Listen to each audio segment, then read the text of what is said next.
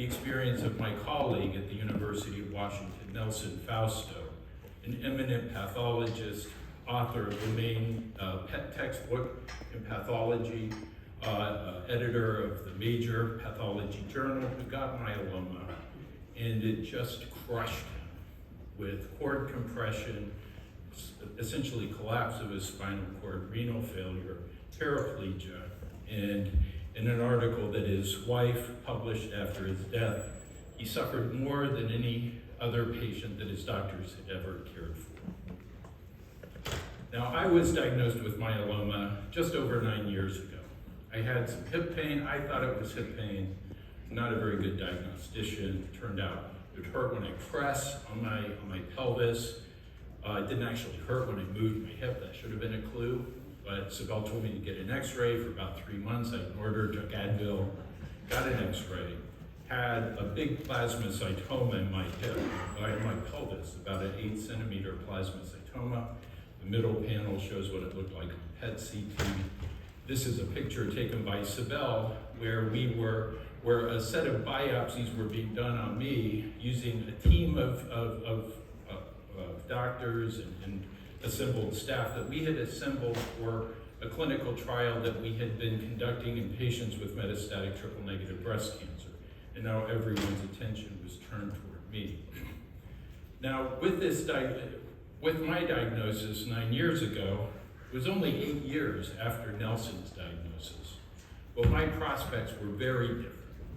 And that's because of a plethora of new drugs that have been developed, new and effective drugs that have been developed for multiple myeloma during that intervening period of time. And so whereas the survival of someone that was diagnosed back 20, 30 years ago was incredibly low, and the survival curves are shown to the right of this graph, or to the left of this graph, I guess. It went from less than 12 months to 3 years to now an average survival that probably exceeds 8 years. But with all of those treatment options came a dilemma of trying to figure out which treatment should I choose for me at a given point in my illness. And here, the first decision that I had to make was, should I start with drugs to treat my myeloma, or should I irradiate this big mass in my pelvis first? And as I was trying to figure out my solution to this problem, I decided to use drugs first, and I'm happy to explain why, over beers or something. This is really the first of hundreds of treatment decisions that I've had to make over the last 9 years. And what I most wanted to know is, what did every other myeloma patient choose to do? What were their treatment choices? And what happened to them? What were their outcomes? There are 170,000 of us myeloma patients in the United States. And fortunately for people like me, it's growing because we live longer, because we have more treatments. But, so what's happening to all of us? If we knew what was happening to all of us, that'd be an amazing data set to have. And it's about 1% to 2% of all cancers. But there was no way to get this information. It wasn't available. And for this reason, I started ONCare. After an initial treatment that included a stem cell transplant, kind of started to put the company together. So ONCare is an online platform for patients, clinicians, and researchers focused on myeloma, where patients register and they sign HIPAA release forms to allow us to access all of their medical records from all of the institutions from which they've received care. And this is by a team that knows a ton about multiple myeloma. We're Myeloma R Us, for the people that might remember Toys R Us. It's all we think about. And then we also have clinicians, both expert clinicians and general oncologists, who increasingly now come to rely on ONCare to provide expert level care for their patients. Our team includes my co-founder, Ricardo Lopez-Barquilla, who is one of the lead developers of the Microsoft Surface tablet. Mark Walker is an important consultant who's joined us here, the former chief scientific officer at Concert AI. Other oncologists, and Katie O'Brien is our chief of staff, and Jennifer Wren's our project coordinator and they're shown here. So this, once we create a dashboard, we are incredibly diligent about the accuracy of the information that we capture, its completeness, its granularity, and its accuracy. It's the kind of data that you would want yourself if you had cancer, if you wanted if a relative, if your mom had this myeloma, you would want to have data that is supremely carefully put together. And so this shows how it's organized, where patients, where you show all of the treatments. Each circle indicates a drug. The colors are iconized. So pretty quickly you get accustomed to the idea that yellow is always bortezomib, red is always dexamethasone, green is always lenalidomide. And then at the bottom you can see the markers, the disease markers that indicate the state of the disease. And so over time, we track the patient's disease over time. Here you can see the disease seems to be under relatively good control. With ongoing maintenance therapy, now it looks like maybe that purple line's starting to rise a little bit. Maybe there's some evidence that the disease recurs. And it's just important probably to explicitly state that despite all of these treatments that work so well, myeloma is still incurable. It's virtually impossible. Not impossible, but virtually impossible to completely eliminate the last myeloma cell. And then on top of this, we capture monthly patient-reported outcomes that we layer on top of this. Now, the way ONCare is organized is that the patient can see this, and anyone else who's registered for the platform can see this. We've taken away the patient's name, we give them a unique identifying number, and most importantly, the patient's doctor can see this. And this saves the doctor time. So as we embed this platform in a doctor's practice, this whole chronicle of a patient's disease from diagnosis to present gives a doctor a view of what's happened that is accurate. It doesn't have gaps. I mean, sitting with doctors sometimes who are trying to figure out, and having been in this position myself many years ago, trying to figure out what's happened to a patient, you're trying to figure out, okay, have they received this drug? How much did they get? This was 3 or 4 years ago. I can't even remember this for myself. And you have just a few short minutes to make this decision for your patient. So here, you can come, look at this, get this comprehensive view that is just not available anywhere else, and quickly and accurately understand what's going on in your patient. So after we embed a physician's practice to use this platform, this will save you time in taking care of this patient. And if it doesn't, let me know and I'll buy you a cup of coffee. And give us a little bit of time to get it working well, but this will really help in caring for patients.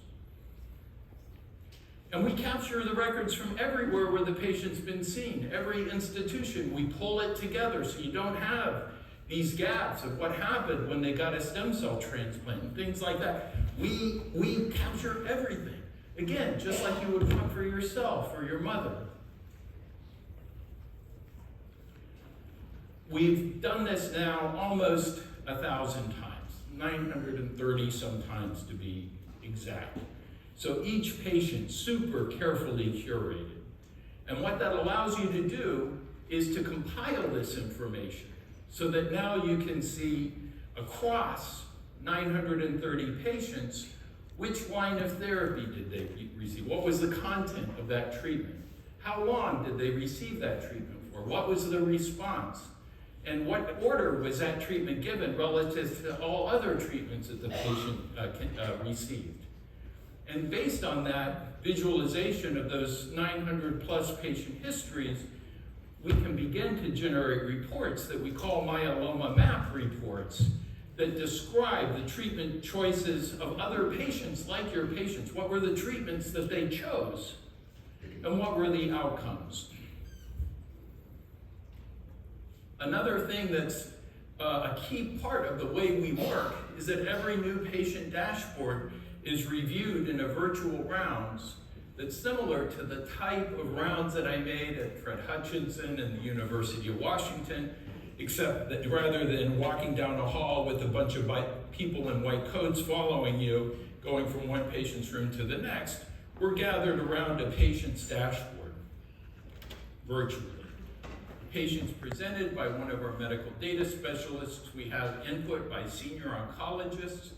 We're looking to vet each dashboard to make sure that our understanding of what has happened to the patient is accurate. Is there anything here that doesn't make sense? Are there any outstanding questions that we have about this patient? Again, if you have cancer, this is what you want. You don't want these questions about what happened at a particular time. You want to really dive deeply into understanding what's happened to the patient. And then we provide, and then we can provide input that can be posted on the patient's dashboard. And ultimately, from this process, it allows for patients to have access to care, to treatment ideas that are not available otherwise.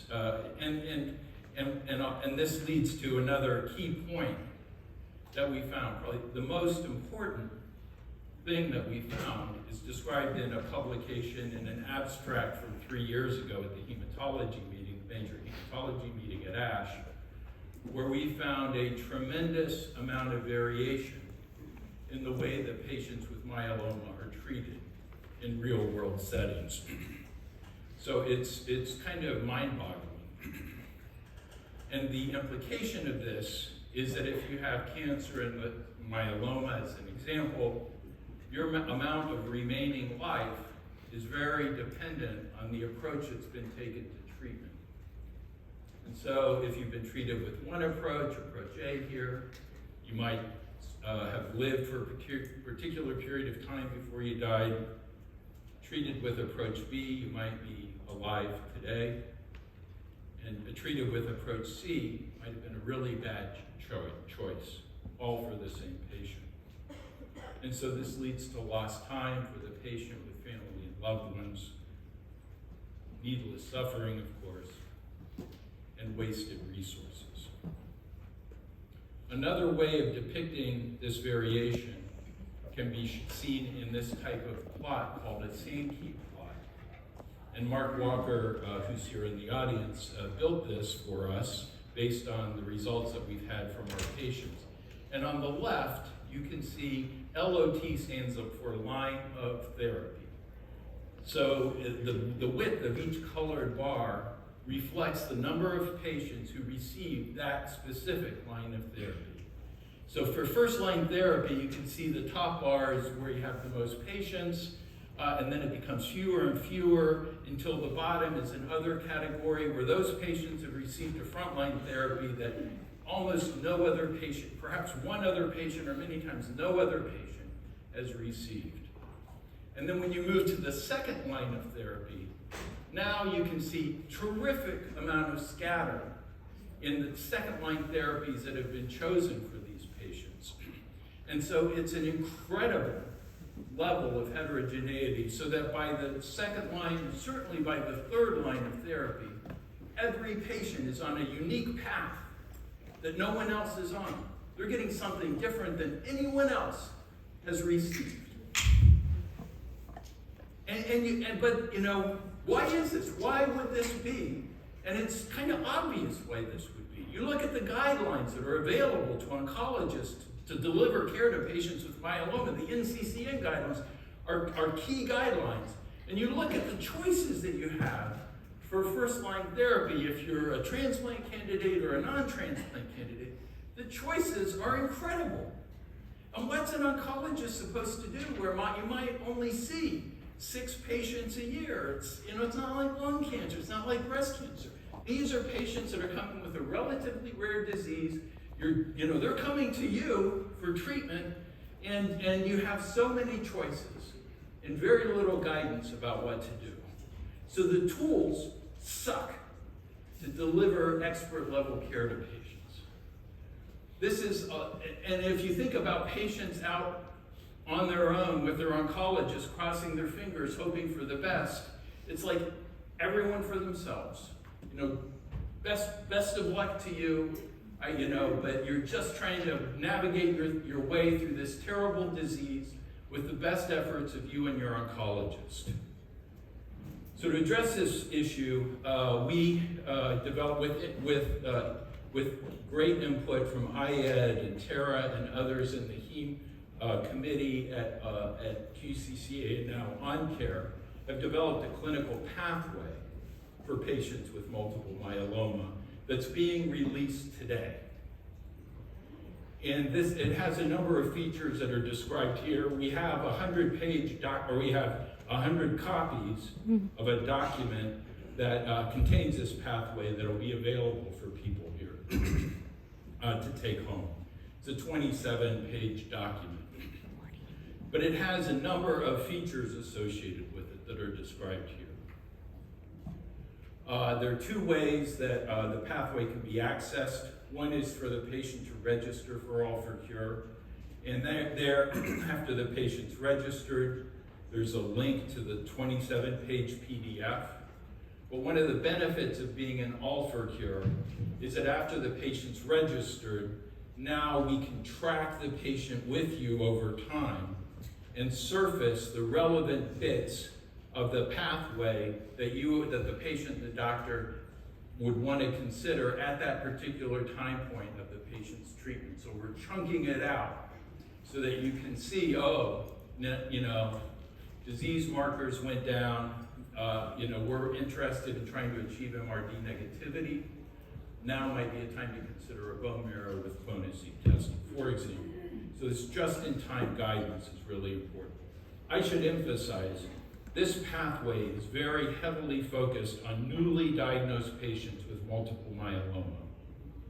And so what I would like to instill in everyone's head here is, if you have we're interested in all patients with multiple myeloma, but if you have a newly diagnosed patient with multiple myeloma, please think All4Cure. Newly diagnosed myeloma, All4Cure. Get the patient on the pathway. The other way to get the pathway is to download it from our website or contact Katie at all4cure.com, and we'll send it to you, the PDF. And we feel like this is a great pathway. It can help a lot of people, and we want to extend that, distribute that as widely as we can. One key aspect of the pathway is that it's forward-looking, in that we have embraced the concept that it is desirable to achieve a state of MRD negativity, measurable residual disease negativity, in patients with myeloma. Now there's not a uniform consensus by any means among the myeloma expert community that that's the way patients with myeloma should be treated, but this pathway is focused on achieving MRD negativity for patients that are on the pathway. And that's because here it's super clear that patients who achieve MRD negativity live longer. Now what's still debated is sometimes the extra treatment that's required to achieve MRD negativity, could the toxicity of that extra treatment counterbalance the benefits of achieving MRD negativity? And that's not yet completely resolved, but within the pathway, we provide a whole set of guidance about antibiotic use and other measures that you take to minimize the risk of complications. So I think we can, by following the pathway, we can mitigate concerns about infections and other complications that could happen as a consequence of using the drugs in this pathway. I've been incredibly focused in my own treatment on trying to achieve MRD negativity. And there's the data that shows that you live longer if you're MRD negative, but let me tell you for a moment why I embrace this philosophy so strongly. And that's because every cell in a cancer and in a myeloma cell is different from every other cell. Every cell is unique. And we don't really think about that much. But every time a cell divides, there's an error rate in DNA replication of about 1 base pair per billion bases. And so with each cell division, that amounts to about six changes out of 6 billion. Wouldn't really think that matters that much. And they tend to be random across the genome. But what that does is it makes every cell slightly different from the next. And under normal circumstances, that doesn't matter. But under selective pressure, if you give a treatment now, occasionally, some of those changes might confer upon a cell the ability to resist treatment that every other cell is susceptible to. And so that combination of variation and selection allows a small population of cells to survive. And of course, errors in DNA replication can go way up in cancers. So this 6 base pairs for every cell division can increase massively in the context of cancer. But this concept is not widely appreciated. That you're not just combating myeloma, you're combating millions of individual, unique myeloma cells with every one of your treatments. And the other thing I think about as a patient is, I'd love to have a little finger prick, or better yet, a little thing like a pulse oximeter that just tells me it's a myeloma cell thermometer, or it tells me how many myeloma cells I have in my body. That's what I'd love to have. I'd love to track that day in and day out. I'd measure it 10 times a day and just track that over time. Of course, that's not possible. But you can think about, in general principles, roughly, how many myeloma cells might there be in my body?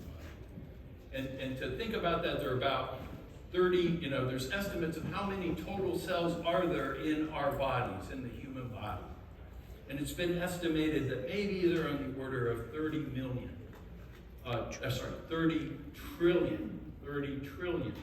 cells in the human body.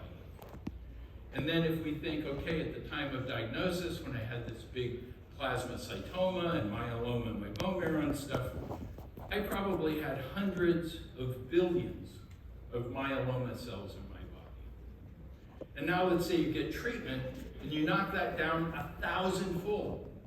That's a great response, right? 99.9% of the cells are dead. But you still have hundreds of millions of myeloma cells at that stage. And even when you're MRD negative, and MRD negative meaning there's this whole thing about it's 10 to the -5th or 10 to the -6th. I think there's a boring debate that, if you look at one myeloma cell in 1 million bone marrow cells, and you can say there's no myeloma cell per 1 million bone marrow cells. Gosh, that's great. 1 million cells, no myeloma. The problem is, if there are 30 trillion cells in our bodies, I guess maybe there are 1 trillion in the bone marrow. And so if you tell me that I have less than 1 in 1 million, I could still have almost 1 million myeloma cells left that remain undetected. And I think it's probably a lot closer to that than to 0. Sabelle would like to think it's 0 sometimes, but I think it's closer to 1 million than 0. And so the overall idea is, I want to minimize the population of cells so that I can reduce the number of cells that might acquire the mutational content that allows it to grow back and cause problems for me someday. And if I can do that with the millions, if I can get it down to that million, it's 10 times better than 10 million, where the likelihood of one of these cells creating a problem goes up. So this is, it's not a randomized controlled trial or whatever, but this is the reason that I've decided to really try to focus on achieving and maintaining MRD negativity. And we have some simple videos about MRD clonoSEQ testing in videos on the All4Cure website. So this is where the historic part comes in, I think, is that we're implementing this clinical pathway across the ONCare Alliance. You guys are the largest network of community oncology practices in the nation. And just a little bit of an editorial comment about that is, I think you've come here by choice. It's no one that's forced you to join this organization. It's a coalition of people that are in control of their own fates, want to do new things. I think that's a very important feature.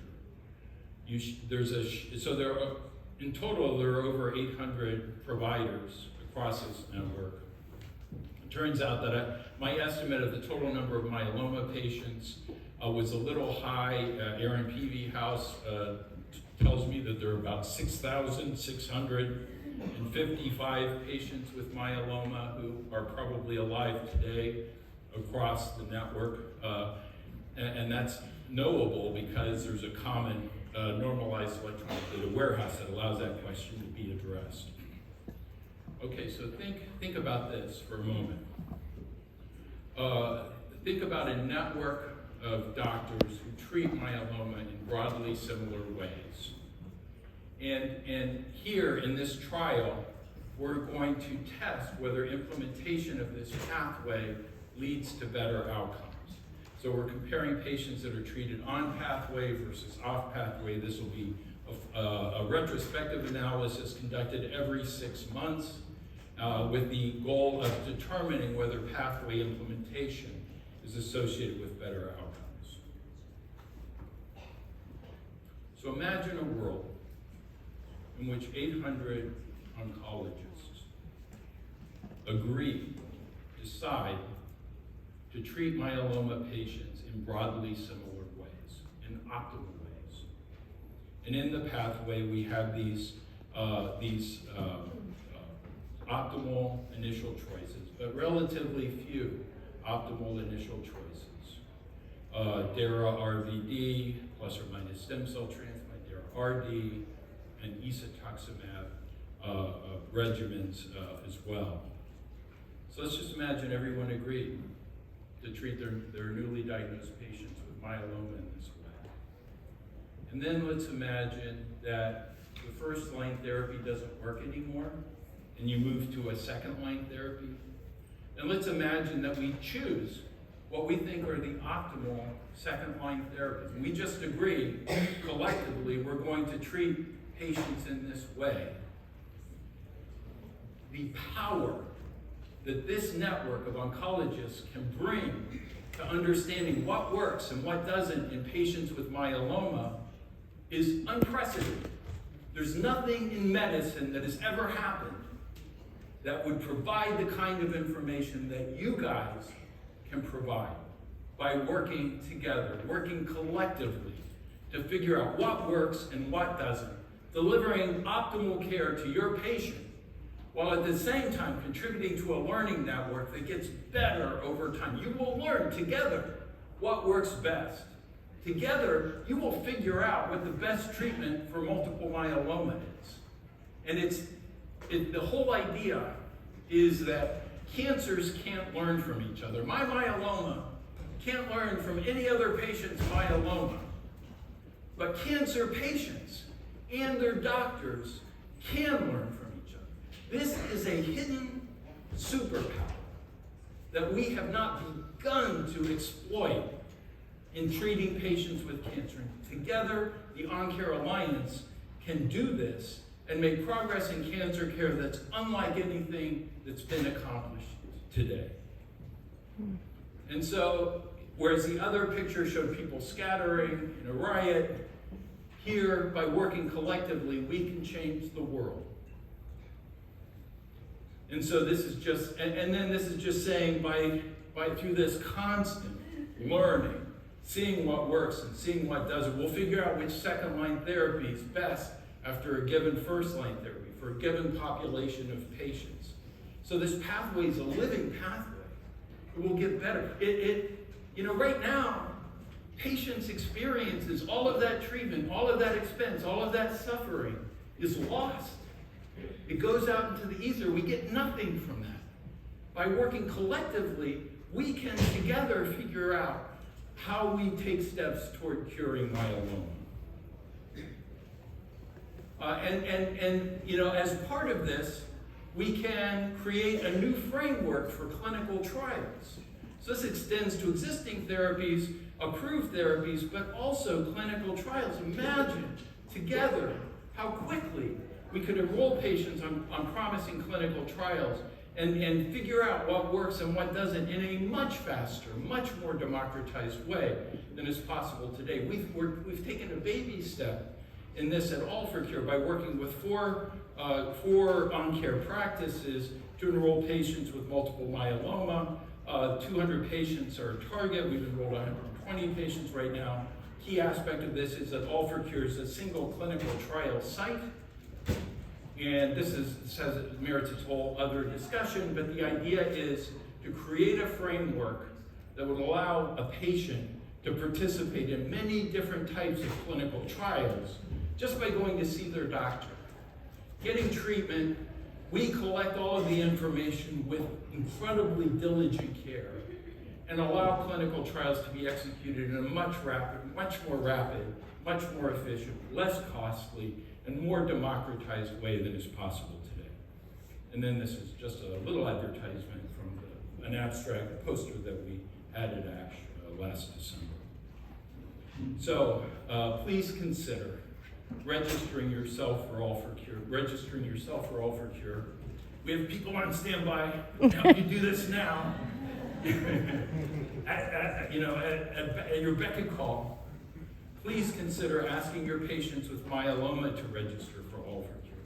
We welcome all myeloma patients, but especially newly diagnosed patients. And here's a really important point. Getting this implemented at the point of care with an oncology practice has all sorts of considerations where we really need your help and your partnership about how to do this correctly. I can tell you, we have figured out ways to do it incorrectly. We've done things that we've messed up in trying to navigate the communication between the patient and the doctor, and doing that in a way that is helpful rather than just being a pain in the ass. We have made mistakes, and we're learning from them, and we're getting better. We're committed to making this work really, really well so that we are empowering an oncologist to deliver expert level care. But we need your help to figure out how to really make this work. And those are my comments. Happy to answer questions.